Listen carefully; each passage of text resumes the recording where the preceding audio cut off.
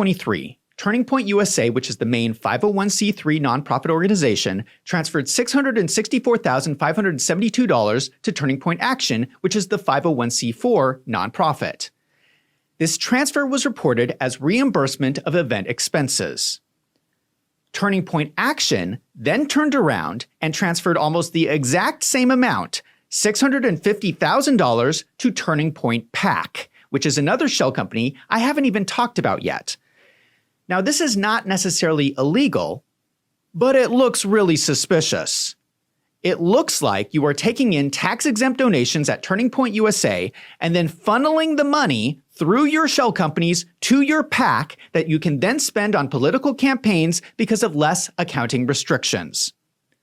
Again, this is not necessarily illegal if they structure their transactions correctly and utilize campaign finance loopholes, but it certainly looks unethical. Why is it that almost the exact same dollar amount gets transferred between the organizations? The difference between Warren Buffett and Turning Point, besides the obvious fact of the difference between private companies and nonprofits, is that at Turning Point, we have missing financial statements and a memo from Charlie Kirk saying that he has concerns with the finances. The problem with having multiple shell companies like this is that it becomes very easy for your employees to steal from the organization. Now, just to clarify for legal reasons, I do not have any evidence of a specific crime. We would need an FBI investigation of the books at Turning Point USA to determine that for sure. What I have presented are red flags and a lot of questions that need to be answered. This is all based on financial evidence that Turning Point themselves has posted online. Anyone can go and confirm everything I am saying. All these problems suggest financial mismanagement at Turning Point USA. And from Charlie Kirk's memo, we know that he did not understand what was going on. If someone was able to keep this hidden from Charlie Kirk, that suggests that the people involved are at the highest levels of Turning Point USA.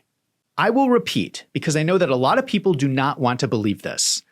The financial statements suggest that someone at the highest levels of Turning Point USA is stealing the donations.